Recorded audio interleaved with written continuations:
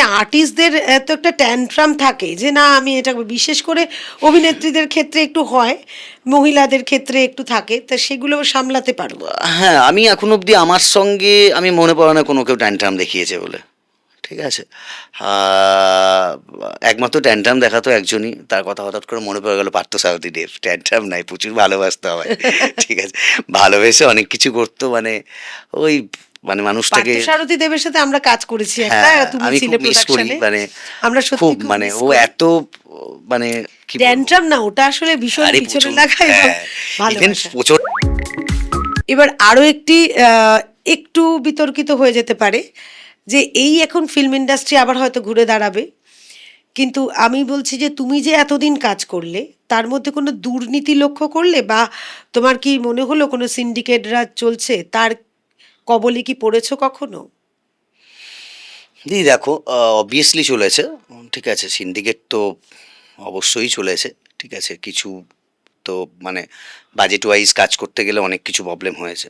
ঠিক আছে, এবার এখন আশা করছি যাইবো, মানে এই সিন্ডিকেটটা যেন যায়, মানে এবার সেই বাজেটটা, একটা বাজেটে 1%, 5%, 10 অবধি চলো বেড়ে গেছে, তাও মেনে নেওয়া যায়। 10টা যখন ক্রস করে যায় তখন কি হয় বলতো, চাপ এই পড়বে প্রডিউসার। পোস্ট প্রোডাকশনে হয়তো খুব একটা বেশি পড়ে না, কি হয় প্রমোশন মার্কেটিং এতে চাপ পড়ে যায়। এবার তোমরা ছবি করেছো এতগুলো, তোমরাও জানো বাজেটটা কাটল করতে ওইখানে বাজেটটা কাটেল করতে গিয়ে কি হয়, মার্কেটিংটা তখন হয় না। আলটিমেট যে তুমি ছবিটা ভালোভাবে বানালে সেটা যে দর্শকের কাছে পৌঁছানোর অবধি, দর্শককে পৌঁছানো মানে তুমি একটা ছবি বানিয়েছো তো কেউ মানে খুলে দেখবে না সবসময় যে হ্যাঁ কবে ইপসিটা দিয়ে একটা ছবি বানাচ্ছে তোমার পেজ খুলে দেখলো। আমরা কি এখন সোশ্যাল মিডিয়ার বা আমাদের আদার্স প্রচুর পোর্টাল আছে, সেই পোর্টাল থেকে প্রমোশন করা, জানানো যে এরকম একটা ছবি আসছে, সেই প্রমোশনটা তখন কি হয়, সেই প্রমোশনে তখন টাকাটা চলে যায় অন্য দিক দিয়ে।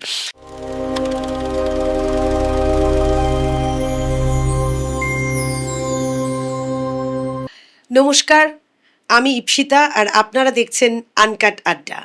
আজকে নিয়ে এসেছি একদম একটি নতুন অধ্যায়।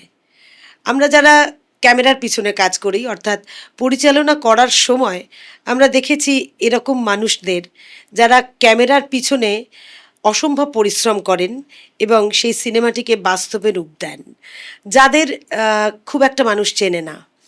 চেনার ইচ্ছা হয়তো অনেকের থাকে কিংবা থাকে না। ক্যামেরার সামনে আমরা যে কলাকুশলীদের কাজ করতে দেখি, তাদের সেই কাজটা সুষ্ঠুভাবে করার জন্য এই মানুষগুলোর পরিশ্রমই কিন্তু সবচেয়ে বেশি পরিমাণে থাকে। ছবি পরিচালনা করতে গিয়ে তখন মনে হয়েছিল এদের কথা কখনো যদি সময় পাই, সুযোগ পাই, তখন বলবো এবং জমিয়ে আড্ডা দেব তাদের সাথে, আপনাদের জন্য। ছবির পিছনে থাকে অসংখ্য কাজ, যেই কাজ সামলান প্রোডাকশন কন্ট্রোলার, অর্থাৎ কোথায় ছবি শুটিং হবে সেখানে রেকি করা, টোটাল ইউনিটকে কিভাবে রাখা হবে, কিভাবে তাদের পরিষেবা দিতে হবে, সমস্ত কলাকুশলীদের সাথে কিভাবে সংযোগ স্থাপন করতে হবে এবং সামগ্রিকভাবে সেই ছবিটিকে কিভাবে সর্বাঙ্গ সুন্দর করতে হবে, সাফল্য পেতে হবে সেই ছবিটির, তার পিছনে এই কারিগররা থাকেন। আমাদের সঙ্গে আজকে রয়েছেন আমাদের বাংলা ফিল্ম ইন্ডাস্ট্রিতে অনেক কাজ করা এরকম একজন প্রোডাকশন কন্ট্রোলার। আমি কাজ করেছি ব্যক্তিগতভাবে, তার সাথে কাজ করার অভিজ্ঞতা আছে, তাই আমি তাকে নিয়ে এসেছি আমাদের আনকাট আড্ডা স্টুডিওতে। আজকে আমাদের সঙ্গে রয়েছেন প্রোডাকশন কন্ট্রোলার অভিজিৎ মুখার্জি। নমস্কার অভিজিৎ। নমস্কার, নমস্কার দিদি। আমাদের স্টুডিওতে আসার জন্য অনেক ধন্যবাদ। প্রথমেই বলবো যে এই প্রোডাকশন কন্ট্রোল ব্যাপারটা, মানে আমরা যারা ছবির জগতে থেকেছি জানি, কিন্তু যারা জানেন না তাদেরকে একটু বোঝাও যে প্রোডাকশন কন্ট্রোল ব্যাপারটা কি। দেখো, প্রোডাকশন কন্ট্রোল মানে আমাদের বেসিক্যালি সবটাই দেখতে হয়। ঠিক আছে, হুম। আহ, একদম location recce, then take recce, মানে একটা স্কাউটিং হয় ফার্স্ট, আমরা অনেকগুলো লোকেশন দেখাই, যেখানে হচ্ছে যে যেরকম যেরকম ডিরেক্টরের গল্প ওয়াইজ এরকম লোকেশন হয়। তো তারপরে আমরা কি করি, টেক রেকি করি। টেক রেকিতে ফাইনাল যখন হয় তখন আমাদের প্রচুর কাজ থাকে। হ্যাঁ, সেখানে আমরা কোথায় মেকআপ রুম করবো, না আমাদের ভ্যানিটি ম্যান নিতে হবে, মানে আউটডোর কাজে। আউটডোর কাজের ক্ষেত্রেই তো বেশি রেকিটা হয়। হ্যাঁ। ইনডোরে তো আমাদের স্টুডিওর মধ্যে ওয়াশরুম থেকে শুরু করে সবই আছে, মেকআপ রুম, ওয়াশরুম, তো সেখানে প্রবলেম হয় না। কিন্তু আমাদের আউটডোরে ছবির ক্ষেত্রে বেশি আউটডোর, মানে 80% আউটডোর হয়, রাইট। 20% হয়তো আমাদের কলকাতার মধ্যে শ্যুট হলো। তো সেখানেও হলে আমাদের রাস্তাঘাট বা কোনো রকম কোনো, পারমিশন। হ্যাঁ সেগুলো তো আছেই, পারমিশন এখান থেকে পুলিশ পারমিশন থেকে শুরু করে পুরোটাই আমাদের এখানে একটা ওয়ান উইন্ডোর মতনই কিছুটা হলেও সিস্টেম আছে, যেটা হচ্ছে আমরা লালবাজারে ফার্স্ট আমাদের ফিল্ম সেকশনে চিঠি করলে ওরা সব থানায় মেল করলে থানা থেকে আমাদের ট্রাফিক গার্ড থেকে আমাদের ফোন করে আমাদের ডাকে, ইভেন কী আছে কী বৃত্তান্ত জানে। তো সেটা আমাদের খুব একটা প্রবলেম হয় না, কারণ ওরা অনেক হেল্প করে দেয়, মানে কলকাতা মানে শহর based কলকাতায় হলে। শহর হলে। আর বাইরে হলে আমাদের ওখানে ওখানকার জেলাভিত্তিক যেই থানা থাকে সেই থানা থেকেই আমাদের কথা বলতে হয়। ইভেন তারাও পারমিশন দেয়, অসুবিধা কিছু হয় না। কিন্তু আমাদের কাজ থাকে অনেকটা, মানে প্রোডাকশন কন্ট্রোল বলতে গেলে মানে একদম পুরো ওখানকার খাবার, ওখানকার কোথায় রাখবো, কিভাবে ওদেরকে নিয়ে আসবো, এসব অনেক কিছু বিষয় থাকে। শুধু কলাকুশলী তোর মানে মানে ফিল্ম স্টারস যারা রয়েছেন, অভিনেতা অভিনেত্রী তারা নন, পুরো টোটাল ইউনিটের দায়িত্বটা তুমি তোমার মাথার উপরে থাকে। হ্যাঁ, মানে তুমিই অভিভাবক হয়ে যাও, যে কোথাও কারোর কোনো একদম, অসুবিধা একদম, হলে একদম। তখন তোমার কাছে যায়। তো ওই জন্য বলি যে ডিরেক্টর আমাদের ক্যাপ্টেন, তারপর ভাইস ক্যাপ্টেন যদি হয় থেকে তাহলে প্রোডাকশন কন্ট্রোলার। বিকজ অফ আমাদের ডিরেক্টর, মানে একটা গল্প ওয়াইজ ডিরেক্টর যেমন সবটাই ক্রিয়েটিভিটি দিয়ে করে, তাকে পুরোটা সাপোর্ট করা, ইভেন মানে বন্ধু, দাদা, ভাই, এইভাবে আমাদের সম্পর্কটা তৈরি হয়। কারণ ঠিক। হ্যাঁ, ডিরেক্টরের সঙ্গে একটা প্রোডাকশন কন্ট্রোলের সম্পর্কটা একটা দাদা ভাইয়ের মতো সম্পর্ক, মানে একটা দাদা ভাই যদি বাড়ির ফ্যামিলিতে দাদার ভাই দুজন মিলে যদি ঠিকমতোভাবে কাজ করে, বাড়ির উন্নতি হয়। সেম প্রোডাকশনটাও সেরকম, যদি ডিরেক্টর আর প্রোডাকশন কন্ট্রোলার মিলে যদি আমরা সবটাই করি, তো প্রোডাকশনটাও ভালো হয়, ইভেন প্রোডাক্টটাও আমার মনে হয় অনেকটা ভালো হয়। আর শান্তিপূর্ণ। আমি তো বেসিক্যালি ডিরেক্টরদের কোনো রকম কোনো হেডেকই দিতে চাই না, শুধুমাত্র বলি তুমি তোমার ক্রিয়েটিভিটি নিয়ে থাকো, আমরা বাকিটা প্রোডাকশনটা আমাকে করতে দাও। কারণ হচ্ছে যতই যেই হেডেক দেবো ওনার মধ্যে থেকে অত ক্রিয়েটিভিটি বেড়ে যাবে। আর এখন তো আমাদের ছবির তো মানে অনেকটাই ডাউনের ইয়েতে নেমে গেছে, বিকজ বাজেট এই ওই সেই। না, এই বাজেট ব্যাপারটা যে বললে, বাজেটটা তো মানে যখন একটা বাজেট আসে কোন একটা ছবি করতে গেলে, যখন বাজেটটা দেওয়া হয় তখন সেইটার উপর ভিত্তি করেই, যে ধরো গল্পের খাতিরে যে লোকেশনটা বলা হয়েছে, সেখানে হয়তো দেখা গেল যে বাজেটটা তোমাকে দেওয়া হয়েছে সেই বাজেটটা আসছে না, তখন সেটা ম্যানেজ করতে হয় কিভাবে কিভাবে ম্যানেজ করো? করতে হয় সেটা ডিরেক্টরকে হয়তো বলি যে এরকম যেরকম গল্প ওয়াইজ ভেবেছে, তো এই লোকেশনটা গেলে এরকম আমার একটা বাজেটটা কস্টিং চলে বেরিয়ে আসবে। যাচ্ছে। তো এটা অপশন কেউ হতে পারে, তখন আমরা অপশন ওয়াইজ অন্য দু চারটে অপশন আরও দেখি, যেখানে করলে আমাদের বাজেটটা একটু নেমে আসবে বা বাজেটটা একটু ডাউন হবে, সেখানে হয়তো খাওয়া খরচাটা একটু কমে যাবে, ঠিক আছে। তো সেইভাবেই আর কি, মানে এটা পুরোটাই মানে গল্প ওয়াইজ বাজেট আর বাজেট ওয়াইজ গল্প। হ্যাঁ, না ব্যাপারটা হচ্ছে যে ছবির এখন যা অবস্থা, তাতে বাজেটটা তো ভীষণভাবে ইম্পর্টেন্ট। হ্যাঁ, এখন একদম। আরো অনেক ছবি হোক আগামী দিনে, এখন ছবি হওয়ার পরিকল্পনা, অনেক ডিরেক্টররা যারা কাজ করছিলেন না, ইনক্লুডিং আমরাও, তারা ছবি করব, এবং বাজেটটা ভীষণভাবে মানে মাথায় রেখে কাজ করতে হবে। সেই মতো বুঝেই তুমি সবটাই আর কি ম্যানেজ করো আর কি। হ্যাঁ, একদমই এটাই তো, মানে আগে তো তোমার ছিলই আমাদের অনেক কিছু। এখন এই মুহূর্তে দাঁড়িয়ে যেটা যেরকম শুনছি বা যেরকম আমাদের আশা করছি পরের প্রজেক্ট আমরা এরকমভাবেই করতে পারবো, যে যেরকম যতটা লাগবে, ঠিক আছে, যেরকম আমার যেরকম টাকা আছে, আমার কাছে 5 লাখ টাকা আছে, 5 লাখ টাকা ছবিটা আমি কি করে বানাবো? রাইট, সেটাই হতেই হওয়া পারে না, উচিত। মনে করো তুমি বা মানে প্রডিউসার তো রাজেশ ওখানে দা, প্রথমে, হ্যাঁ। হ্যাঁ হয়তো রাজেশ দা আমাকে বললো বা তুমি আমাকে বললে দিদি যে অভিজিৎ তোমার কাছে 5 লাখ টাকা আছে, 5 লাখ টাকা আমি ছবিটা কিভাবে করবো, সেই 5 লাখ টাকা টাকাটা ভেবেই আমাকে দেখতে হবে যে আমার যেন ডিরেক্টরও যেন ওই 5 লাখ টাকা জায়গায় আমার 10 লাখ টাকা হয়ে গেছে। ডিরেক্টর মানে তার একটা ছবি, তার ক্রিয়েটিভিটি, তার ছবির একটা স্বপ্ন, একটা মানে কি বলবো, একটা ডিরেক্টরের কাছে একটা ছবি মানে একটা সন্তান। সন্তান, হ্যাঁ। তো সেই সন্তানকে সে যদি ঠিকঠাক মতনভাবে যদি না লালন পালন করে তাকে তৈরি করে, তো সে তো মানুষ হবে না। তাই মানুষ না হলে সে কি হতে পারে ফ্লপ আমরা হয়ে যাচ্ছে, হ্যাঁ। জানি।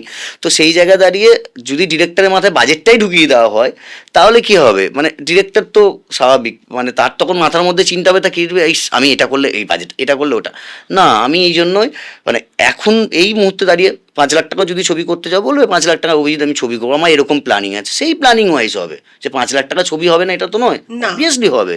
মানে এতে আমার মনে হয় যে প্রডিউসাররাও উপকৃত হচ্ছেন, কথা যদি আমাদের আনকাট আড্ডা শুনে থাকেন, তাহলে যেই একটা বাধ্যবাধকতা ছিল যে এত টাকা দিয়েই ছবি বানানো সম্ভব, এর নিচে করা যাবে না, তার জন্য আমরা অনেক প্রডিউসারকে পাইনি, তখন তারাও এগিয়ে আসেনি, বা আমরাও অনেক পরিচালকরা ভেবেছিলাম যে এই টাকা তাকে কি করে ফেরত দেব। তা ছবির শুরুতেই যদি আমরা বাজেটের দিকে নজর রেখে বাজেটটা কম করে কাজটা করতে পারি, অথচ ছবিটা যেরকম স্বপ্ন নিয়ে শুরু করেছি বা শেষ করব ভেবেছি, সেইটা স্বপ্নটাই থেকে যাবে, মানে স্বপ্নটাকে বাস্তবায়ন করতে পারবো শুধুমাত্র এই অভিজিতের মতো কিছু প্রোডাকশন কন্ট্রোলার যদি এগিয়ে আসেন, সেই বাজেটে আমরা ছবি বানাতে পারবো এবং তার ছবির বাস্তবায়িত করতে পারবো। কিন্তু অভিজিৎ, একটা কথা বলছি যে সাধারণ মানুষ, মানে যারা সিনেমা লাভার, সিনেমা দেখেন কিন্তু সিনেমা ইন্ডাস্ট্রি সম্বন্ধে তারা খুব একটা ভেতরে জানেন না, কিন্তু যারা সিনেমার সংক্রান্ত কোনো না কোনোভাবে কিছু না কিছুভাবে যুক্ত, তারা কিন্তু প্রোডাকশন কন্ট্রোলার সম্বন্ধে খুব একটা ভালো ধারণা অনেক সময় দেন না, মানে ভুল ধারণা হয়।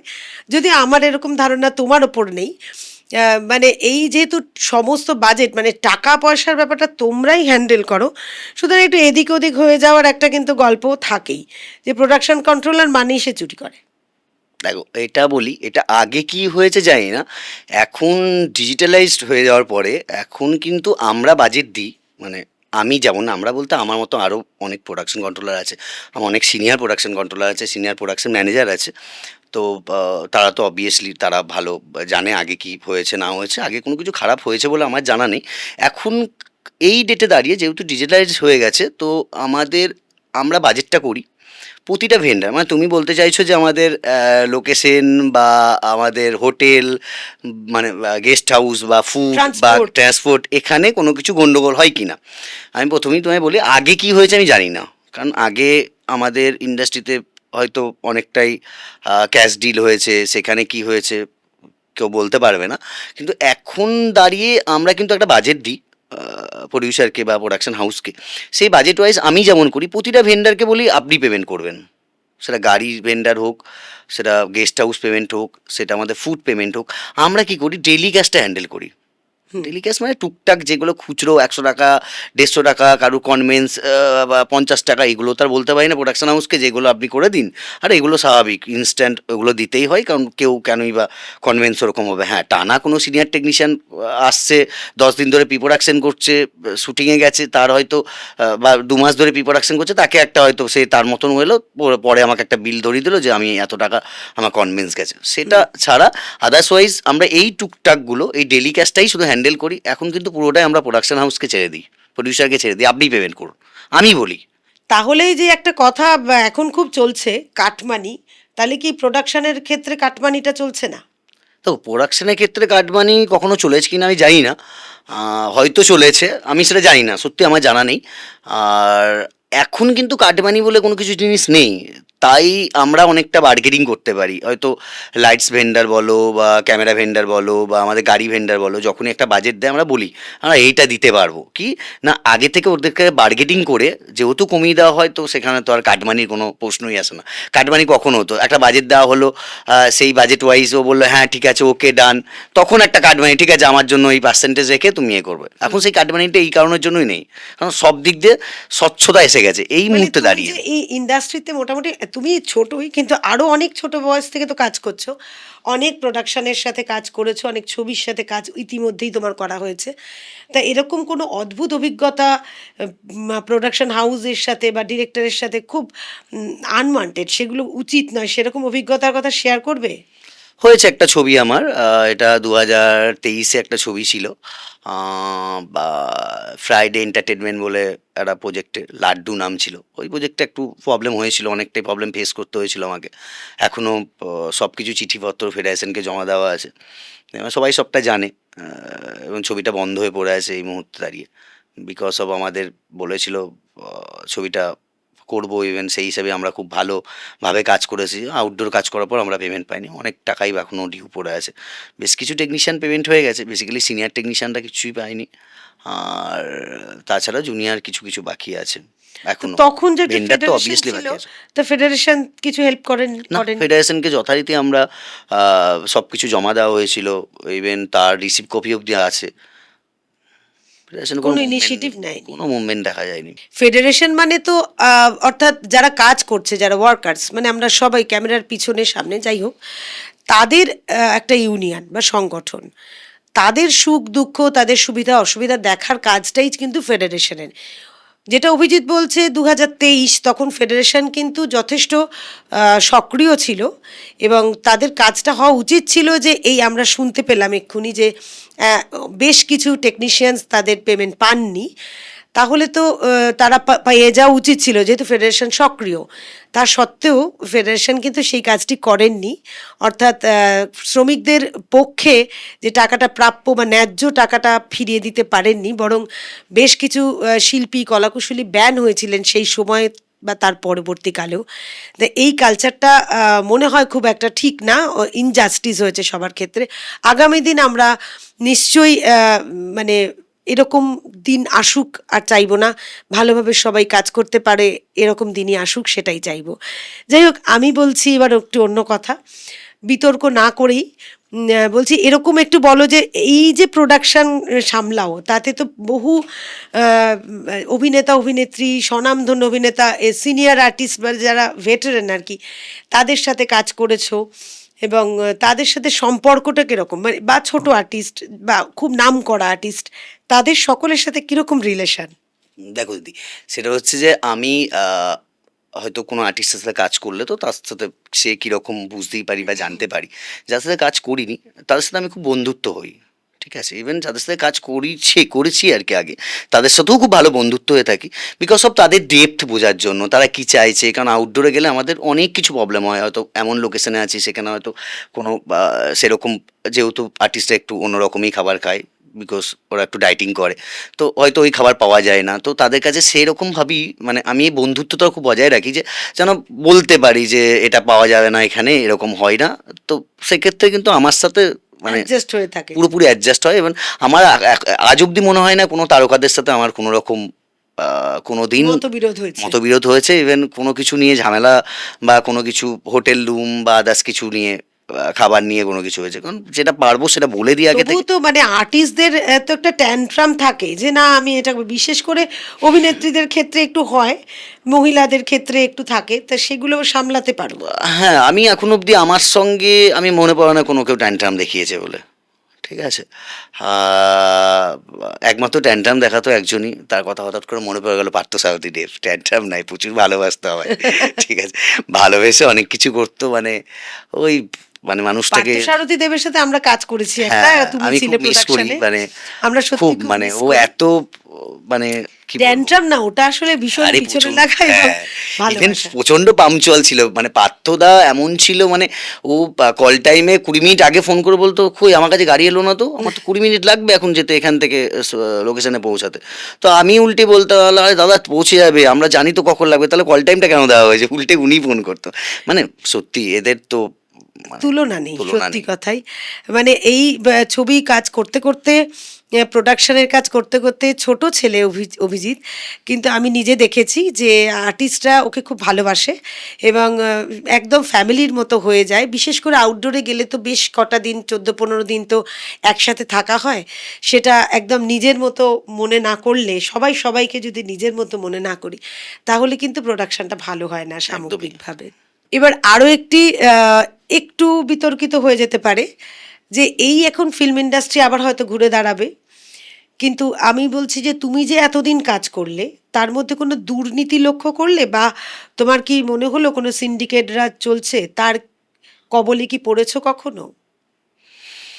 দিদি দেখো, অবভিয়াসলি চলেছে, ঠিক আছে। সিন্ডিকেট তো অবশ্যই চলেছে, ঠিক আছে। কিছু তো মানে বাজেট ওয়াইজ কাজ করতে গেলে অনেক কিছু প্রবলেম হয়েছে, ঠিক আছে। এবার এখন আশা করছি যাইবো, মানে এই সিন্ডিকেটটা যেন যায়, মানে এই সিন্ডিকেটটা যেন রাজ যেন উঠে না যায়, থাকে, হ্যাঁ। আর সিন্ডিকেট রাজ যেন না হয়, ঠিক আছে। আমরা সিন্ডিকেট মুক্ত একটা স্বচ্ছ টলিউড ইন্ডাস্ট্রি চাই। সেই টলিউড ইন্ডাস্ট্রিতে আজকে সবাই কাজ করছে। প্রচুর লোক কাজ করে, প্রচুর টেকনিশিয়ান কার্ড হোল্ডার, প্রচুর টেকনিশিয়ান আছে, কার্ড ছাড়া টেকনিশিয়ান যারা কাজ করে, ছোট ছোট স্টোরি বানায়, ইউটিউব কন্টেন্ট থেকে শুরু করে অনেক রকম কন্টেন্ট বানায়, ইউটিউবে ওয়েব সিরিজ বানাচ্ছে ইউটিউবে, তাদেরকে তাদের প্রতি যে জোরজবরদস্তিগুলো হয়েছে সেগুলো তো আমরাও কিছু কিছু দেখেছি, অনেকজনের কাজ বন্ধ করে দেওয়া হয়েছে, অনেক কিছু, এইগুলো যেন বন্ধ সকলে হয়, স্বাধীনভাবে যাতে সব কাজ যেন স্বাধীনভাবে, একদম সবাই স্বাধীনভাবে, হ্যাঁ যেটুকু প্রয়োজন যেটুকু লাগবে সেটুকু নিয়েই কাজ হোক। মানে তোমার সাথে এরকম কিছু ঘটেছে যে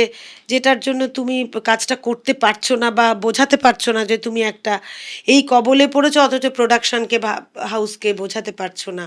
দেখো, প্রবলেম হলেও এমন একটা মুভমেন্টে গিয়ে প্রবলেমটা হয়েছে, সেখানে প্রোডাকশন বন্ধ করার মতো কিছু ছিল না, সেখানে যেটা বলেছে সেটাকে নিয়ে আমার কাজটা করতে হতো। মানে জোর জোর জুলুম করে হ্যাঁ কাজটা হ্যাঁ, করতে যেটা হয়েছে। বলেছে হয়তো আমার মনে হয়েছে এখানে আমার অ্যাসিস্ট্যান্ট ক্যামেরাম্যান লাগবে না, হয়তো আমার মনে হয়েছে এখানে আমার এটা না হলে হবে, সেখানে তাকে নিতে হয়েছে। নিতে হয়েছে।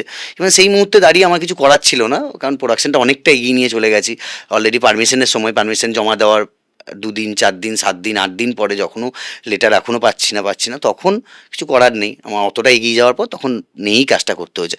তো যাই হোক, সেটা আমার সঙ্গে তো যা সেই হয়েছে কাজটা যে সেটা ছাড়ো। করতে হলো সেটা তো একটা হাউস বা যিনি প্রডিউসার তার টাকাটা চলে গেল, হুম, তখন তোমার দাঁড়িয়ে দাঁড়িয়ে দেখলে যে তোমার খুব খারাপ লাগছে, তাও তুমি কিছু করতে পারছো না। কিচ্ছু করতে পারলাম না, এবং সেটা প্রডিউসারকে জানালাম যে এরকম বিষয়, এরকম এরকম হয়েছে। প্রডিউসার কি বলবে আর, সে বললো দেখো আমার তো এই বাজেট, মানে প্রোডাকশনের এটা লসটা করে তো কি সেখান হয়েছে। থেকে শুরু হয়ে গেল। হ্যাঁ একদমই তাই, প্রোডাকশনের লস তো শুরু হয়েছে। এখানে কি হয়, এক ডিরেক্টরের একটা মাথা মধ্যে অন্য কিছু টেনশন ঘোরে যে আমি একটা বাজেট, প্রডিউসার সঙ্গে প্রোডাকশন কন্ট্রোলারকে বসিয়ে আমি প্রডিউসারের সামনে একটা বাজেট লক করেছি, বাজেটটা ফেল হয়ে গেল। বাজেটটা ফেল হলো, যাই হোক, 20,000 টাকা বাড়ুক। আর আমি বলছি না একটা টেকনিশিয়ান প্রচুর টাকা রেমুনারেশন, কিন্তু একটা টেকনিশিয়ান শুধু রেমুনারেশন নয়, টেকনিশিয়ান রেমুনারেশন সঙ্গে তার খাবার, তার গাড়ি, তার আনুষঙ্গিক করে ধরতে গেলে কিন্তু অনেকটাই, আমি বলছি না আননেসেসারি, যেটা দরকার আমাদের নেই। টেকনিশিয়ানরা খুব বেশি কেউ রেমুনারেশন পায় না, ঠিক আছে, তো সেই জায়গায় দাঁড়িয়ে আমি বলছি না একটা টেকনিশিয়ান বাড়লে কি ক্ষতি আছে, এটা বিতর্কিত একটা প্রশ্ন আসবেই আমার কাছে উল্টে না ঘুরে। না, সেটা না, যদি তাকে দরকার লাগে নিশ্চয়ই দরকার, হ্যাঁ, মানে একদমই নেওয়া হবে,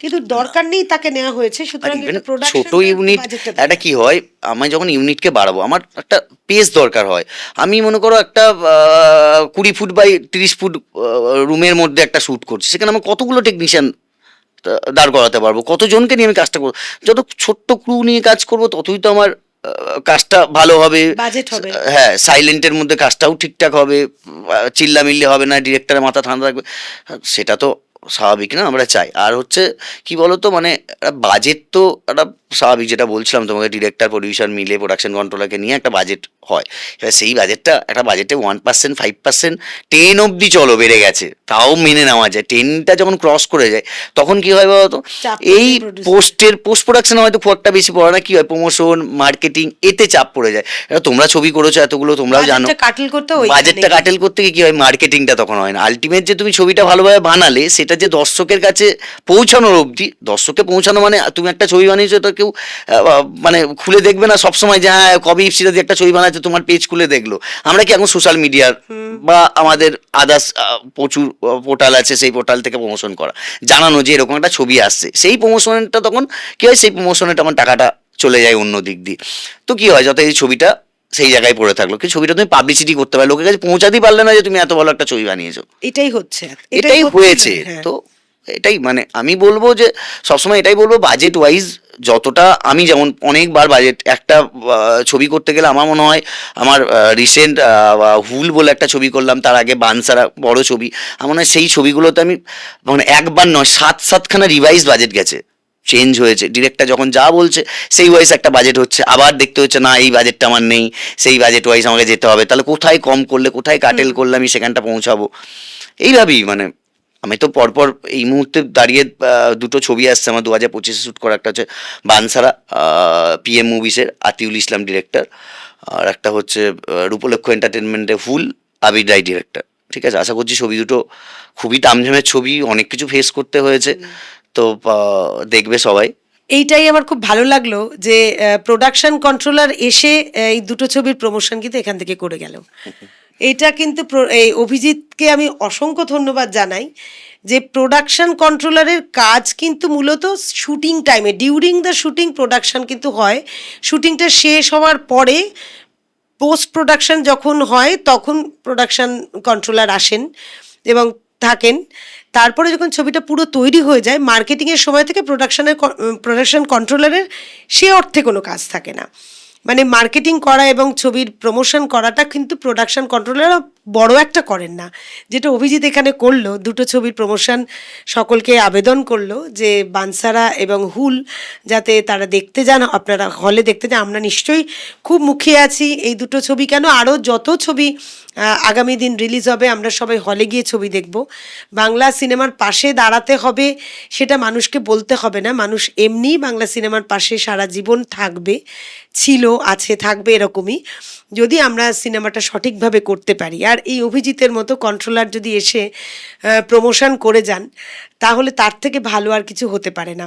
আচ্ছা, হুলে তো রাজেশ দা বোধহয় অভিনয় করেছে আমি শুনেছি, এবং তোমরা একটা জঙ্গলে শ্যুট করেছিলে, মানে গল্প করতে, এটা আড্ডা তো, তা গল্প করতে করতে এই গল্পটা একটু শোনার খুব ইচ্ছা। কারণ রাজেশ দা টুকটাক বলেছে যে এই জঙ্গলে শ্যুট করতে গেছো, চন্দ্রবোড়া সাপটা নাকি সেখানে ছিল। বাবা, আমি তো ওখানে যেতে পারতাম না। যাকে মানে বিভৎস, আর প্রচুর নাকি ক্রাউড নিয়ে কাজ করেছে, অনেক পুরো গ্রামবাসী নাকি শুটিংয়ে ছিলেন সবাই, তাদের খাওয়া দাওয়া মানে একটা হুলুস্থুল ব্যাপার, যেটা রাজেশ দা আমাকে বললো এসে, মানে শুটিং থেকে ফিরে, সে একটা মহাযজ্ঞ করেছো এইটুকু একটা বাচ্চা ছেলে অভিজিৎ, যে এই এত বড় দায়িত্ব সামলেছে, একটা তামঝাম শুটিং সামলেছে। এটার একটু অভিজ্ঞতা আমাদের সাথে শেয়ার করো, দর্শকরা শুনুক যে কিভাবে ছবির শুটিং করলে। ফুলটা সত্যি আমাদের মানে কোনোদিন 18 ঘন্টা, কোনোদিন 19 ঘন্টা, ওরে বাবা। ঠিক আছে। ইভেন মানে আমরা এই জুন জুলাই শ্যুট করতে গেছিলাম বর্ষাকালে, তো বৃষ্টি, দিদি কি বলবো। আর মানে সাপ শুধু নয়, মানে সাপের সঙ্গে মানে কে একজন বললো যে হুলো বিড়াল হয় না, মানে একটু বড় বড় ভাম বিড়াল, সেই বিড়াল প্রচুর ওখানে। ইভেন তাদের চেহারা দেখলে না, মানে মানে কি বলবো, মানে আমরা নিজেই ভাবছি যে কি কি মানে লেপার্ড এসেছে নাকি, এরকম ব্যাপার, ঠিক আছে। তো মানে ওখানে প্রচণ্ড পরিমাণে মানে রাজেশদাকে, রাজেশদা বলেছিল যে এরকম, যেহেতু ওটা সিধু কানু কে নিয়ে একটা গল্প, হুল বিদ্রোহ, তো সেখানে রাজেশদা খুব চেয়েছিল যে এই ছবিটায় আমি একটা অ্যাক্টিং করব, ঠিক আছে। আর রাজেশদা মানে কি বলবো, অসাধারণ অ্যাক্টিং করেছে ওখানে, ভালো পার্ট করেছে। তো তুমি কি করে কন্ট্রোল করলে সবকিছু ওখানে দিদি, মানে যদি আমি এই ফুলটাকে নিয়ে বলতে যাই মনে হয় অনেকক্ষণ ধরে একদম আড্ডা হবে। মানে ওখানে কি কি হয়েছে আমাদের মধ্যে, মানে যেখানে শ্যুট করছি বৃষ্টির মধ্যে আমরা শ্যুট করছি, মানে এরকম হয়েছে লাস্ট ডে আমাদের 6টা 20-তে ট্রেন হচ্ছে যে সিউড়ি থেকে, আমরা শ্যুট করছিলাম ঝাড়খণ্ডে, সিউড়ি থেকে 6টা 20-তে ট্রেন, আর আমরা হচ্ছে ওখানে প্যাক আপ করার কথা আমাদের ওই 12টা-1টার মধ্যে। সেদিন এত বৃষ্টি, আমাদের 4টের সময় তো প্যাক আপ হয়নি, সর্বনাশ। মানে যতক্ষণ না অবধি ভোরের আলোতে আমাদের শুটিংটা হেল্ড আপ করছে ততক্ষণ অবধি শ্যুট চলে গেছে। মানে কিভাবে শ্যুট করেছি, মানে ওটাকে কি, মানে ক্রাউড থেকে শুরু করে ওই আদিবাসী, ওখানে প্রচুর আদিবাসী, সেই আদিবাসীদের নিয়ে মানে কি কি হয়েছে, মানে সেটা নিয়ে বলতে গেলে অনেক খাওয়া দাওয়া সবকিছু তোমরাই কন্ট্রোল করেছো। সবকিছু সেখানে কি শুনলাম একটা প্যান্ডেল করে তাদের খাওয়া দাওয়ার সমস্ত বন্দোবস্ত করা হয়েছে। হ্যাঁ, কারণ ওরা, আমি যেটা দেখলাম, ওরা খুব মানে আদিবাসীরা সত্যি খুব গরিব, ওরা এখনো অবধি মানে অনেকটাই গরিব। তো খাবারের জন্য দেখতাম ওদের বাচ্চা ছেলেদের, তারা অ্যাক্টিং করলেন। হ্যাঁ, তারা সব সাইড আর্টিস্ট হিসেবে কাজ করেছে, কিছুজন কাজ করেছে, কিছুজন বাইরে থেকেও আমাদের আনতে হয়েছে। তো হচ্ছে যে ওখানে দেখছিলাম যে বাচ্চারা খুব কষ্ট করে খাবার দাবার, ওদের সত্যি খুব কষ্ট করে ওরা থাকে, কোনোদিন হয়তো শুধু ভাত নুন দিয়ে খাচ্ছে। তো আমি একদিন দেখার পরে আমি প্রোডাকশনকে বললাম, আমাদের উপলক্ষ এন্টারটেনমেন্ট, আমাদের যে প্রডিউসার ছিল অনুপল সাউকে বললাম যে এরকম ব্যাপার দাদা, তো এদের জন্য কিছু ব্যবস্থা করা যায়। কতজন আছে আমাকে জিজ্ঞেস করছিল, না প্রায় কিছু না হলেও বাচ্চাদেরকে যদি ধরি তাহলে প্রায় 100 জন। তো বললো ঠিক আছে, দেখো যতটা ম্যানেজ করতে পারবে। তো সত্যি আমরা এটা করেছিলাম। ইভেন আমি বানসারাটাও করেছিলাম পুরুলিয়াতে, ওখানেও আদিবাসী পাড়াতে, ওখানেও সেম একদম, মানে প্রতিদিন আমরা প্রায় 100 জন 150 জন করে বাচ্চাকে আমরা প্রোডাকশন থেকে খাওয়ার ব্যবস্থা করে দিতাম। হ্যাঁ, এটা করেছি। ইভেন মানে কি বলতো, মানে এইগুলোতে আমার মনে হয় না প্রোডাকশনে এত বেশি লস হয় বলে, কারণ একদমই তাই। ওখানে কাজ করতে গেছি যেখানে আমরা খাচ্ছি, যাই হোক আমরা প্রোডাকশন থেকে যেটুকুই খাওয়াতে পেরেছি আমরা খাচ্ছি, সেখানে বাচ্চাগুলো দেখে খুব খারাপ লাগে আর কি। এটা মানে আমি নিশ্চয়ই। প্রোডাকশন করি, তো আমাদের তো সব দিক দিয়ে চোখ কান খোলা রাখতে হয়, ঠিক আছে? তো আর আমি কি বলতো, ফ্লোরে কখনো তুমি দেখবেন আমি চেয়ার টেবিলে খুব কম, মানে খুব কম বসি, মানে চেয়ার টেবিলে বসে আমি ম্যানেজমেন্ট করা খটা পছন্দ করি না। আমি পুরো মানে ফিল্ড সবসময় ওয়ার্ক, আমার হ্যাঁ। ফিল্ড একদম পুরো একদম, মানে সবসময় যতক্ষণ চলবে, কে কি হলো না হলো, মানে টেকনিশিয়ানের কলিগ হয়তো শুনতে পায় না, আমি শুনতে পাই আগে, "এই ডাকছে যাও।" হ্যাঁ, ঠিক হ্যাঁ। আছে? তো কি হয় সেখানে অবজারভেশন করা যায় যে কি হচ্ছে, কি প্রবলেম হচ্ছে। কারণ একটা শুটিং আমাদের মানে ডিরেক্টরের যতটা হেডেক থাকে, প্রোডাকশন কন্ট্রোল ততটাই হেডেক হওয়া উচিত। বিকজ অফ আল্টিমেট দিনের শেষে গিয়ে যদি আমরা শিডিউলটা না তুলতে পারি বা সেই সিনগুলো কভারেজ না করতে পারি, লেফট ওভার তাহলে থাকলে তো লেফট ওভার সেটা থাকলে কি কি প্রবলেম হতে পারে হুম, আমাদের। পুরো হায়ার চার্জেস বেড়ে যায়, মানে সব কিছুই মানে বেড়ে একটা বাজেটটা হিউজ হয়ে যায়। সেই বাজেটটা হ্যান্ডেলিং করার জন্য প্রোডাকশন কন্ট্রোলারকে সবসময় স্পটে থাকতে হয়। সব প্রোডাকশন কন্ট্রোলারই আমার মনে হয় থাকে। আমি তো অবভিয়াসলি এনি টাইম আমার ভেরি গুড, সিনিয়রদের ভেরি কাছ থেকে এটাই সেটা শিখেছি আমি জানি। যে লোকেশনে কমসে কম থাকো, তাহলেই তুমি বুঝতে পারবে যে হ্যাঁ কি হয়, ইনস্ট্যান্ট সলিউশন কিভাবে করতে হয়। এই এটা হয়ে গেছে ইনস্ট্যান্ট হ্যাঁ, সলিউশন, এই সেটা আমরা হঠাৎ একটা শান্তিনিকেতনে শুট করতে গিয়ে তোমাকে দেখেছি যে তুমি চোরকির মতো ঘুরছো, ভোরবেলায় কেউ ঘুম থেকে ওঠেনি, তখন থেকে শুরু করে রাত্রেবেলা আমরা শান্তিনিকেতনে শুট করছি, সেটাও প্রায় 1:30-2টো অবধি শুট করেছি না অভিজিৎ? হ্যাঁ। তখনও পর্যন্ত তুমি সজাগ আর কি, আর পুরো একদম এনার্জেটিক। প্রোডাকশন কন্ট্রোলারকে সবসময় এনার্জেটিক থাকতে হবে এবং হাসি মুখে, এরকম যেরকম হাসি মুখে থাকছে সেই হাসি মুখটা রাখতে হবে, বিরক্ত ভাবটা বর্জন করে ফেলতে হবে। বেশ মজা এবং জমজমাট আড্ডা মনে হচ্ছে অভিজিতের সাথে আমার জমে উঠেছে আর কি। যাই হোক, এবার বলছি যে বাংলা সিনেমার বর্তমান অবস্থা নিয়ে তো আমরা সবাই খুবই চিন্তিত, কিন্তু তুমি কিভাবে দেখছো বাংলা সিনেমা এবং আগামী 10 বছরে বাংলা সিনেমার কি পজিশন হতে পারে বলে তুমি আন্দাজ করছো? দেখো দিদি, আমার যেটা মনে হয়, এটা আমার প্রেডিকশন, বা আমি বলবো এটা সবারই একটা সাজেশন নেওয়া উচিত। আমরা অনেক দিন নতুন আর্টিস্ট দেখিনি, নতুন হিরো দেখিনি, নতুন কাউকে আমরা নতুন মুখ আমরা আনতে পারিনি। মানে হিরো হিসেবে লঞ্চড আর কি, হিরো হ্যাঁ। হিসাবে কোনো নতুন মুখ কিন্তু আমরা অনেক দিন লঞ্চ করিনি, মানে আমাদের ইন্ডাস্ট্রি পারেনি হয়তো কিছু কারণের জন্য, জানি না কি কারণ সেটা। তো আমার মনে আছে আমার আমার যা এজ, আমাদের সময় তখন সুপার ডুপার হিট ছিল চিরদিনই তুমি যে আমার, ঠিক আছে, প্রেম আমার, আই লাভ ইউ, ঠিক আছে। তো ও মানে এরকম কমার্শিয়াল হিরো যে কমার্শিয়াল, আর কি হ্যাঁ বলছো? কমার্শিয়াল ছবি একদমই বন্ধই হয়ে গেছে, আমি দেখি না কমার্শিয়াল ছবি অনেক দিন, মানে আমি বলে না, অনেক দিন কেউই করেনি। তো এই কমার্শিয়াল ছবি নতুন মুখ আমার মনে হয় খুব দরকার আমাদের ইন্ডাস্ট্রির জন্য, মানে পরবর্তী ভবিষ্যৎ, পরবর্তী প্রজন্মর জন্য এটা খুব দরকার। এটা কি মনে হয় যে যারা হিরো হলো, কয়েকটা ছবি করলো, তারাই নিজের প্রোডাকশন হাউস করে নিলেন বলে এই নতুন হিরো আসা একটু কোথাও প্রতিবন্ধকতা সৃষ্টি করলো মনে হচ্ছে তোমার? দেখো, সেটা আমি বলতে পারবো না, এটা ডিরেক্টররা বেশি ভালো বলতে পারবে। তো আমি বিগত অনেক দিন দেখিনি নতুন হিরোকে আসা বা নতুন হিরোকে কেউ লঞ্চ করলো কোনো ডিরেক্টর, আমি দেখিনি অনেক দিন। তোমার সেটা কি মনে ভালো, হচ্ছে যে এই কমার্শিয়াল ধরনের কোনো ছবি নিয়ে। কমার্শিয়াল প্রেমের ছবি যেগুলো চিরদিনই তুমি যে আমার যেরকম সুপারহিট হয়েছে, সেই রকম কোনো ছবি হলে আবার দর্শক হবে? আমার তো মনে হয় অবশ্যই, অবশ্যই হবে। কারণ এই ধরনের লাভ স্টোরি বা এই কমার্শিয়াল ছবিগুলো কিন্তু ডিমান্ড আছে এখনো অবধি। হয়তো মাল্টিপ্লেক্সে ডিমান্ড কম আছে, জানি না সেটা ডিরেক্টর বা আমাদের প্রডিউসার বা প্রযোজকরা কি ভাবছে। তো আমার মনে হয় ডিমান্ড আছে, কারণ আমরা যখন শ্যুট করতে যাই সিঙ্গেল স্ক্রিনের, যারা দর্শক তো প্রচুর আছে, সিঙ্গেল স্ক্রিন যদিও অনেক বন্ধ হয়ে গেছে, যে দর্শক দাদা কবে এরকম একটা কমার্শিয়াল ছবি হবে, বা এটা কোনো কি ছবি ছবি। শুটিং করতে গিয়ে কি হিরোকে হ্যাঁ, হিরোইনকে এরকম জিজ্ঞেস হিরোকে করে? হিরোইনকে, ঠিক আছে। মানে আমার মনে হয় সব নতুন আর্টিস্ট নিয়ে হয়তো একটু রিনাউন্ড তো আমাদের লাগে। তো আমার মনে হয় যদি আমরা নতুন পুরনো নিয়ে কাজ করি, আমাদের ইন্ডাস্ট্রি তো অবভিয়াসলি সেই জায়গা থেকে লোকের চাহিদা বাড়বে, দেখা ডেভেলপ হবে আরো। আমার মনে হয় এটা আমার ব্যক্তিগত না এই যে এখন বা কিছু জনের সঙ্গে কথা বলে মনে হয়েছে না সেটা এটাই। তুমি অনেকাংশে ঠিকই বলছো, কোনো ছবি যদি, কোনো আঞ্চলিক ছবির ক্ষেত্রে বলছি, যদি হিরো হিরোইন বেস মানে কমার্শিয়াল ছবি যদি যতক্ষণ না ওই হিট করবে, দক্ষিণের সিনেমাতে এখনো এই কারণেই হুম, হুম। চলছে এরকম এতটাই হিট, তারা বম্বে ছবির সাথে কম্পিট করতে পারে, বাংলা ছবি যদি সেইভাবে ফিরে আসে, তাহলে মনে হয় এই তোমার এই কথাটা অনেকটাই যুক্তিপূর্ণ আমার কাছে লাগলো।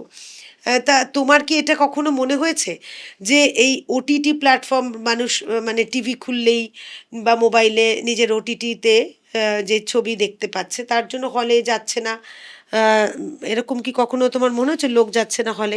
দেখো আমার তো সেরকম কিছু মনে হয়নি, বিকজ অফ হলের দর্শক হলে হলের যাবেই। দর্শক হলে মানে একটা বড় স্ক্রিনে দেখা আর একটা ফোনে দেখা, এটা তো ফোনে আমরা সবসময় রিল দেখি, ইনস্টাগ্রামে সবসময় দেখতেই থাকি। তো বড় স্ক্রিন আর মোবাইল কখনোই এক হতে পারে না, ঠিক আছে? যারা বড় স্ক্রিনে দেখা তারা বড় স্ক্রিনে গিয়েই দেখে। হ্যাঁ, হয়তো কোনো সিনেমা ভালো লাগে না, বা হয়তো বাংলা কন্টেন্ট বলবে বাংলা কন্টেন্ট ভালো নয়, বা বাংলা কন্টেন্ট ভালো হয়তো মেকিং ভালো নয়, এরকম তো প্রচুর আছে।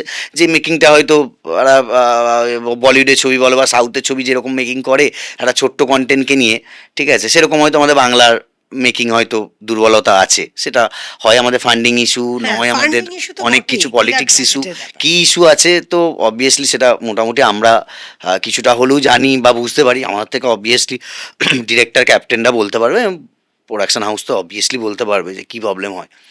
তো এইগুলো আমার মনে হয় উচিত আর কি, যে একটু মানে নতুন কাউকে নিয়ে নতুনরা আসুক, তাদেরকেও আমি আমার তরফ থেকে ওয়েলকাম জানাবো। আসুক তারা, এসে যতক্ষণ না কাজ, তারাও নতুন প্রজন্মকে দেখাবে যে হ্যাঁ নতুন কেউ এলো হুম। একজন। আর তাতে অন্যরকম ছবি হবেই। হ্যাঁ দর্শকরাও তাতে ইয়ে হবে। মানে এই যে তুমি এই যে প্রফেশনটা এসছো, তোমার ছেলে মানুষ বয়স কিন্তু কতদিন হলো? আমি 2014 সাল থেকে আছি। তাহলে খুব ছেলে মানুষ, খুবই ছোট থেকে। হ্যাঁ, তা 2000। এই এই কাজটা তোমার ভালোবেসে করেছো তুমি ডেফিনেটলি।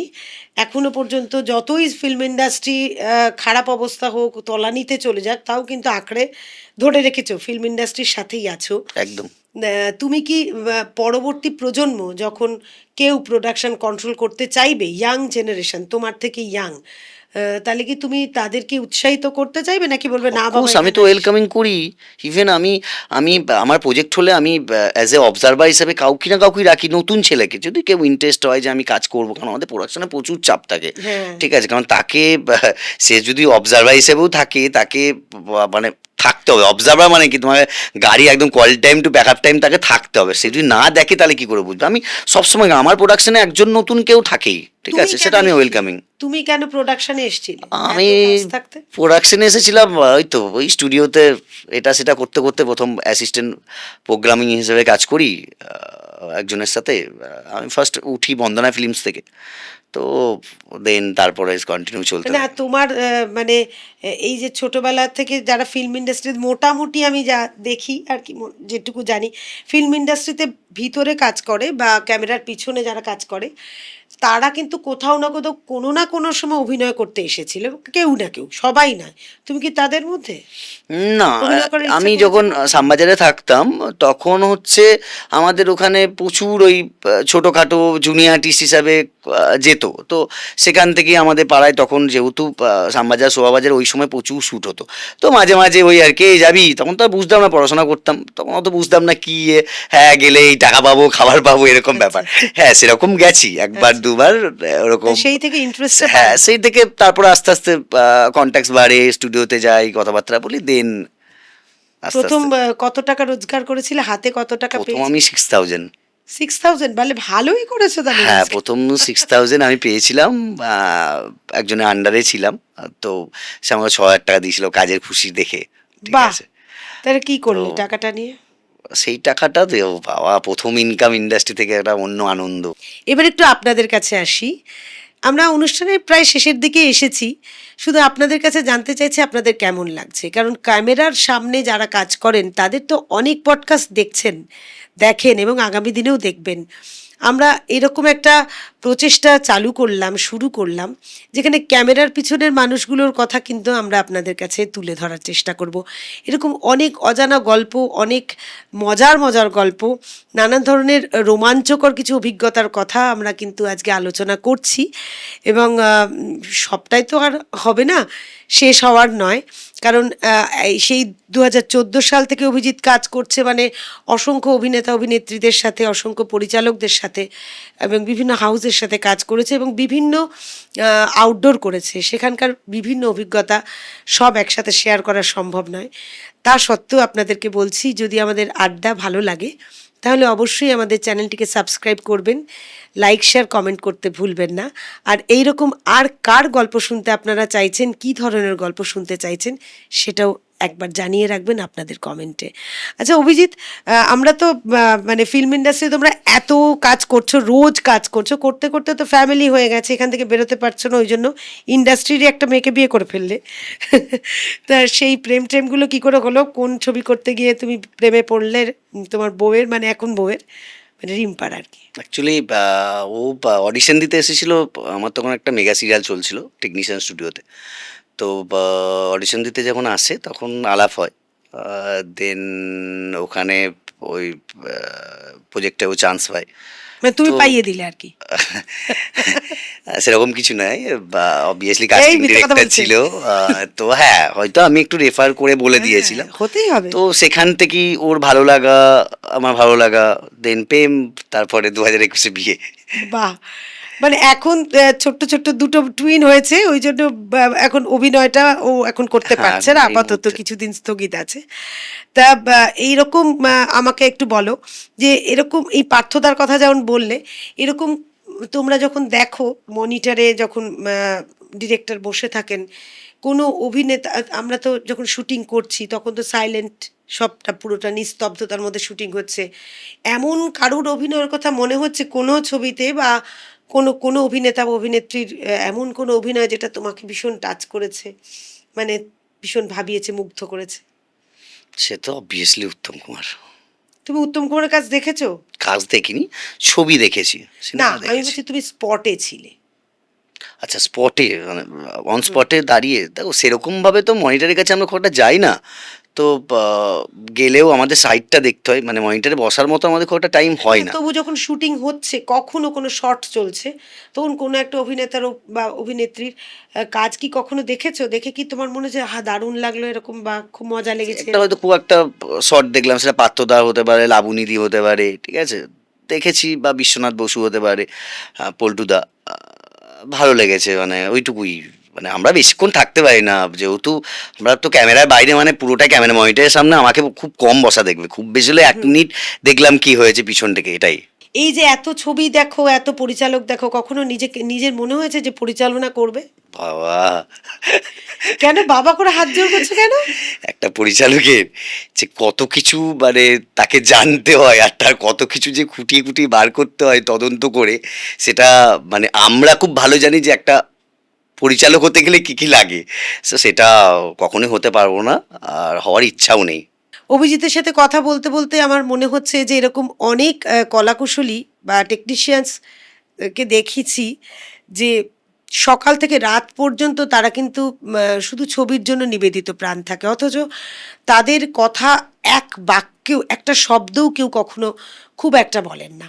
মানে হয়তো স্বীকার করেন না তা নয়, খুব একটা প্রয়োজন মনে করে না যে আমার একটা প্রোডাকশন কন্ট্রোলার এরকম পেয়েছিলাম, বা আমার একজন অ্যাসিস্ট্যান্ট ডিরেক্টর পেয়েছিলাম, বা আর্ট ডিরেক্টর এরকম পেয়েছিলাম, যারা যারা পিছনে কাজ করেন, হেয়ার ড্রেসার হতে পারেন, মেকআপ আর্টিস্ট হতে পারেন, খুব একটা তাদের বিরাট নাম করে কেউ একটা বড় পডকাস্টে কথা বলেছেন, অনেকটা বড় ইন্টারভিউ তাকে নিয়ে করেছেন, এরকম হয় না। এটা আমার কাছে খুব দুঃখজনক, কারণ আমিও একজন টেকনিশিয়ানই। সেই জন্য আমার মনে হয় যে ক্যামেরার পিছনের মানুষের কথা একটু বলা হোক, তাদের কথা লোকে জানুক, কারণ ওই সকাল থেকে রাত পর্যন্ত তারা কিন্তু ফ্লোরে থাকে, এবং তারা কিন্তু যতটা তার দি বেস্ট দেওয়ার চেষ্টা করে। সময় কিন্তু ফ্যামিলিকেই বরং তারা খুব কম দেয়। কিভাবে সময় দাও? দুটো বাচ্চা, একদম এই 1 বছর তো হয়ে গেছে, হুম। তার মানে 1 বছরের এক বা দুটো আর কি, তাদেরকে ছেড়ে দীর্ঘক্ষণ শুটিং বা আউটডোর থাকলে তো বেশ কয়েকদিন, মানে এইটা মন খারাপ করে না কিভাবে? মানে হ্যাঁ, অবভিয়াসলি খুব মিস করি।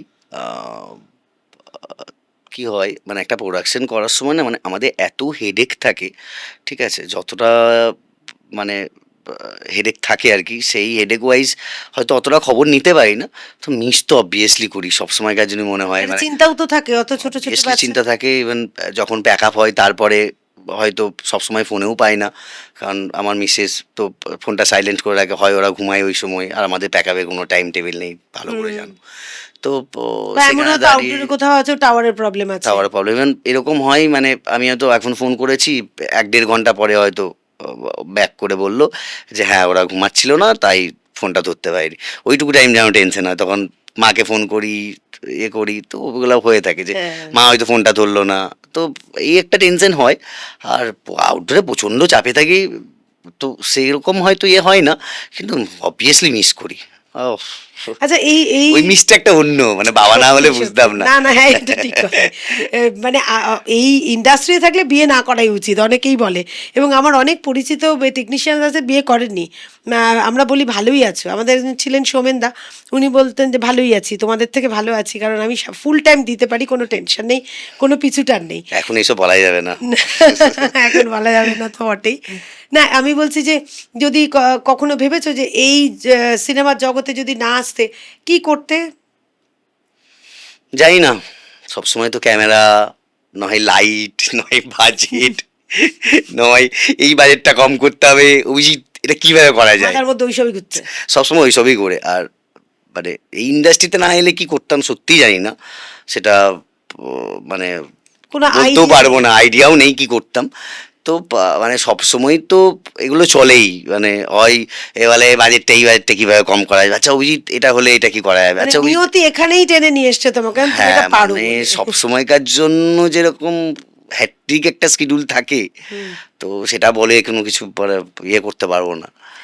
আর এটা শেষ প্রশ্ন করব, যে সব কিছুর যে কোনো প্রফেশনে তো প্রাপ্তিটা আমরা দেখি যে আমরা কি পেলাম। তোমার কাছে এই এই মানে জগতে এসে যেইটুকু জীবন কাটালে, আরও অনেকটা দূর তুমি এগোও, এটুকু আমরা আমি একটা বড় দিদির মতো তোমাকে সবসময় শুভকামনা জানাবো। একদম একদম। কিন্তু তোমার কাছে এখনো পর্যন্ত যত কাজ করেছো, তার মধ্যে কোনটা সেরা প্রাপ্তি তোমার মনে হয়? আমার কাছে সেরা প্রাপ্তি হবে কোনো সিনেমা হিট হলে। আমরা এই যে রিসেন্ট আমার দুটো ছবি আসছে, ফুল অ্যান্ড বানসারা, তো আমরা কিভাবে কাজ করেছি, এতটা ক্যামেরার পিছনে আমরা থেকে আমরা কিভাবে একটা ছবিকে তৈরি করি, সেটা তো সব থেকে বেশি, তুমিও সেটা জানো, আমরা টেকনিশিয়ানরা কতটা একদম। করে দিয়ে একটা মানে বাস্তবের যে ঘটনা রূপ দেওয়া। ঘটেছে, সেই ঘটনাকে আমরা সেটাকে আমরা পুরো অর্গানাইজ সিনেমার করে মাধ্যমে রূপ দাও। একদম পুরো রূপ দিই, এবং সেটাকে মানে পুরো রিয়েলিস্টিক আমরা যতটা পারি করার চেষ্টা করি। আমার যেমন সিধু কানুর একটা বায়োপিকই ধরতে পারো, যেটা ফুল, বানসারাটাও একটু মাইথোলজি কমার্শিয়াল টাইপের আছে।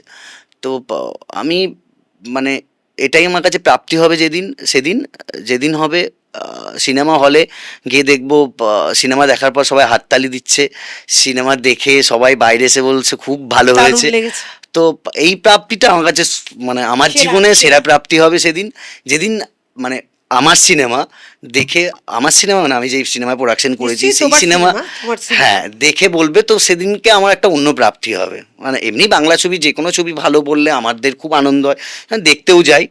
তো আর বেশি গেলে আমার ছবি যদি সেরকম একটা প্রাপ্তি, এটা তো একটা টিম ওয়ার্ক, সুতরাং একদমই। এই যে একটা ছবিকেও আমার ছবি বলছে, সেটা কিন্তু আমার ব্যক্তিগতভাবে ভীষণ ভালো লাগছে, ভীষণ মন ভরে যাচ্ছে। কারণ একটা পরিচালক কখনো বলতে পারেন না এটা আমার ছবি, একজন অভিনেতা বা যে হিরো প্রোটাগনিস্ট তিনিও বলতে পারেন না, কারণ পিছনে যে টিমটা কাজ করে একমাত্র সেই সবাই বলতে পারে এটা আমার ছবি। এই যে অভিজিৎ বলছে যে এটা আমার একার ছবি নয়, মানে আমার ছবি, এই একটা টিমকে সে নিজের ভাবছে, এটাই কিন্তু একটা ছবির বড় প্লাস পয়েন্ট আমার কাছে মনে হয়। আর একটা সেরা প্রাপ্তি অভিজিৎ, আমি তোমার হয়ে বলছি, যেটা হচ্ছে এই অসংখ্য মানুষের ভালোবাসা। যখনই যেখানে গেছো, যে কোনো মানুষকে অ্যাপ্রোচ করেছো, অ্যাপ্রোচ তো করতেই হয় তোমাদের, বা একটু অ্যাডজাস্ট করে নাও দাদা বা দিদি, তুমি এটা খেয়ে নাও, আজকে এটা পাইনি। এই যে ভালোবেসে সে তোমাকে স্বীকার করেছে, সেটাও একটা বড় প্রাপ্তির মধ্যে পড়ছে। কারণ এতদিন যতগুলো কাজ করেছি দিদি, এটুকু বলতে পারি সবার কাছ থেকে ভালোবাসা পেয়েছি। এটাই তো ঠিক প্রাপ্তি। আছে, এটাই একটা অন্য প্রাপ্তি একদম। সে আর্টিস্ট হোক, আমাদের সিনিয়র টেকনিশিয়ান, সিনিয়র আমাদের আরও অনেকেই থাকে, তো তাদের কাছ থেকে যেটুকু ভালোবাসা পেয়েছি, এই ভালোবাসাটাই, এটাও একটা প্রাপ্তি বিশাল। অবভিয়াসলি। কিন্তু আমাদের ছবির যখন একটা জায়গায় দাঁড়াবে, সেটা একটা অন্য প্রাপ্তি হবে। ঠিক আছে, মানে একটা ডিরেক্টরের কাছে যখন একটা ছবি সন্তান হয়, আমার মনে হয় একটা প্রোডাকশন কন্ট্রোলার কাছেও সেটা সেই ঠিক সেম। সেম জায়গা, মানে একটা সন্তান হয়তো ওর সেই সন্তানটা কোথায় সকলেই জন্মাবে, তখন, হ্যাঁ। কোথায় কিভাবে হবে সেটাকে কিন্তু পুরোটা অর্গানাইজ করতে হয় একটা প্রোডাকশন কন্ট্রোলারকে, ঠিক আছে? তো সেটা তো অবভিয়াসলি সেই জায়গা থেকে সেই একটা একটা অন্য আবেগ থাকবেই তার থাকেই। মধ্যে। আমরা আলোচনা করছিলাম অভিজিৎ মুখার্জি প্রোডাকশন কন্ট্রোলারের সাথে। আমরা অনেক অজানা কথা জানলাম, আর তার থেকেও অনেক বেশি জানলাম না, কারণ গল্পের কোনো শেষ হবে না। কারণ সিনেমার গল্প তো আমরা সিনেমাতে হলে গিয়ে বা টেলিভিশনে দেখে নিই, কিন্তু এর পিছনে যে নানান ধরনের গল্প লুকিয়ে থাকে, অজানা গল্পগুলো, সেইগুলো কিন্তু সেই সিনেমার চাইতেও কিছু কম গুরুত্বপূর্ণ নয়। আমরা আগামী দিন আরও এরকম অনেক অজানা গল্প নিয়ে, অনেক অজানা মুখ কিন্তু ভীষণ ইম্পর্টেন্ট, ভীষণ গুরুত্বপূর্ণ মুখ নিয়ে আমরা ফিরে আসবই আনকাট আড্ডার এই ক্যামেরার পিছনের অধ্যায়ে। আর আপনারা ততক্ষণ আমাদের সাথে জুড়ে থাকবেন। ভালো লাগলে লাইক, কমেন্ট, শেয়ার করুন আর আনকাট আড্ডার সঙ্গে থাকুন। আজকের মতো আমি ইপসিতা আসছি। নমস্কার অভিজিৎ, অনেক থ্যাংক ইউ, থ্যাংক ধন্যবাদ। ইউ।